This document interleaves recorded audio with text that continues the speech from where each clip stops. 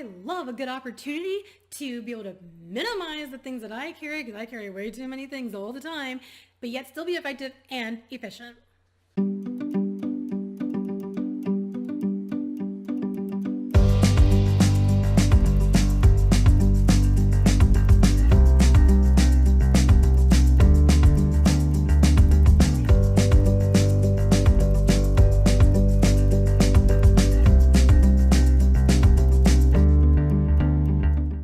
Hey friends, today I'm going to show you how an Erin Condren Life Planner can actually be like 8 journals in one. I love this opportunity to be able to show you this because I think it's great. Otherwise, I'd be carrying around 8 journals, and already know my bag's heavy enough as it is. I don't need more, especially more books in my bag, right? So I'm going to show you 7 ways that you can use this other than the normal life planner. So it being your own life planner as it is already one of the 8. So I'm going to show you the other 7 ways to be able to use your Erin Condren Life Planner. If you are not sure what the Erin Condren Life Planner looks like inside or what it is, check out one of my previous videos that is linked in the description below, and it's an unboxing of my Erin Condren planner so you can see how it all works inside, okay? But today I'm just going to go over the 7 ways you can also use your life planner. First one I'm going to start with is the bullet journal. So bullet journaling is super popular right now, and I recently discovered it, and I'm probably going to do a video on it as well because I'm really interested in it. I've been looking into it and I researched a little bit. Now I'm starting to do it, and I'm wishing that I had started this a long time ago and wondered where this has been my entire life. I'm very much the type of planner who writes down everything I want to do, and then I'm like, oh man, I didn't get that done. And so now I got to write another list of things to do, and then another list of things to do, because I always tend to give myself more to do in a day than I can actually get done. But the bullet journaling is an awesome method to be able to keep track of everything I need to do and still be efficient and it still be organized. It's amazing. Watch for the video that I'm going to do on that in the future. But in the meantime, I'm going to show you how you can use your current Erin Condren planner as a bullet journal. Now, here's the thing. When you order your Erin Condren planner, you can get the vertical spread, the horizontal spread, or the hourly spread. I did the hourly spread and I kind of regret it, to be completely honest. I thought that would have matched my lifestyle better, but it only goes down to 7 p.m. and my work day doesn't actually start till 8 p.m. with me having a full-time job in addition to all these other things. So my at-home stuff doesn't start till 8 p.m. and it's kind of lacking that. And plus I decided to start doing bullet journaling after I purchased this, and I'm making it work with bullet journaling, but I really think the horizontal spread would have been better.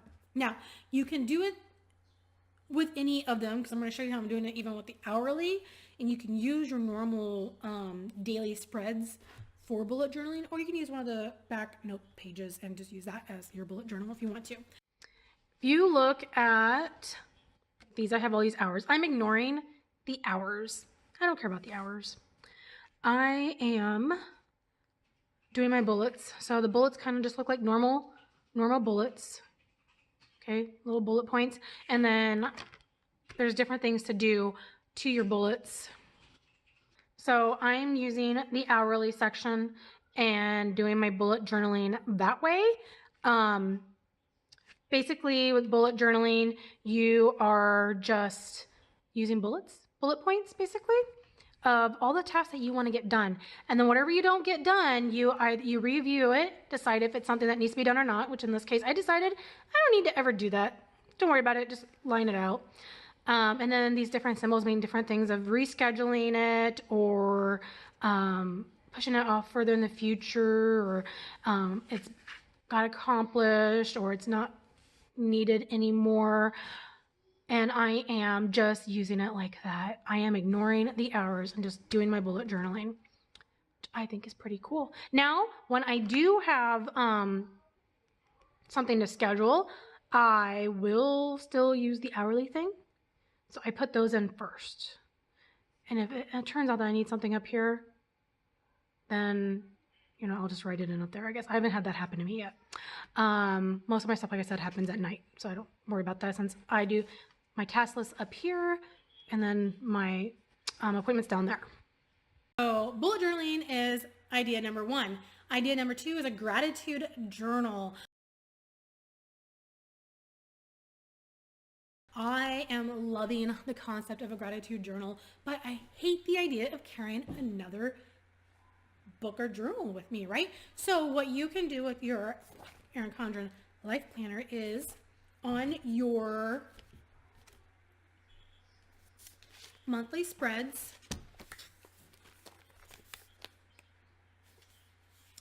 where it shows just your days of the month, use that. Write in something you are thankful for each day. That's simple enough, right? If you want to put in other notes, put in other notes if you want. For me, I just write it down. One thing that I am grateful for that day, and it's also a good positivity exercise as well, because if you're having a bad day, it forces you to find something good for that day and write it down. Idea number 3, your year at a glance. So a lot of people, when they do their Christmas cards at the end of the year, they also include a letter of all the things that happened to them throughout the year. And with that, you can use the year calendar in your Erin Condren binder. So for my version, it looks like this. I've seen them actually have like months lay down stuff, but this is my version. And I just write the month. I'm going to write the month on each box and then put whatever highlights that are in that month. And that's a good way of remembering that Susie had a wedding in July and Mary graduated high school in May. And then be able to remember that when it comes time to do your Christmas year at a glance Christmas cards. Idea number 4 is baby journaling. This is something that I did really well with my first child, and then my subsequent babies, I progressively got worse at it, if you will. Rianne's, I had a separate baby first book for each one. Rianne's is full. It's filled out. Asher's, I got about halfway, and then Elijah's is, well, non-existent. Poor kid. But with this, you're going to have it already right here if you want. So if you got, I would recommend the vertical spread, first of all. Recommend the vertical spread if you're planning on doing a baby journal, because the vertical spread comes with 3 sections, vertical sections for each day. And you could use one section for like baby foods or your breastfeeding schedule. You can use one of the blocks as baby first, so first time he took a step or whatever, you can put them in there, or baby's likes and dislikes. Oh my goodness, I would have loved to have had this with mine, because when it came to their birthdays, I was making something else that fell off my my plans that I had wanted to do. See, the more kids you add, the busier it gets. So I used to make posters of every single one of their birthdays, and it would have their specs on there, like their weight, their height, how many teeth do they have, and their likes and dislikes for the years, kind of like a year in a review. With a baby journaling, you can do that. You can have one of those sections be their measurements, or like if you're going to the doctor that day, that could be their measurements, or, you know, baby loves this food, baby doesn't like this food, baby likes to dance, baby loves music. If you need to do a sleeping schedule one, whatever things that you want to track, you'll have 3 sections to do that with.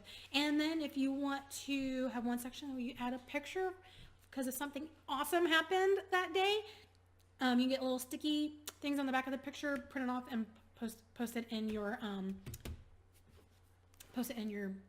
planner. Okay. Next up is your mood journaling. That's like a really popular thing anymore too. So in the back of your Erin Condren planner, there are coloring pages. There's 2 ways I would do a mood journaling. One of them is to use these coloring pages in the back. So my coloring pages look like this. I have like 3 of them. And what you can do is for each day, decide what your legend's going to be for the year of all your various moods, and each day color in a section of what your mood was that day. And then by the end of the year, you'll have an entire page showing you all your various moods that you've had throughout the year. Now, if you don't want to do the coloring page, the other thing that you can do is get these monthly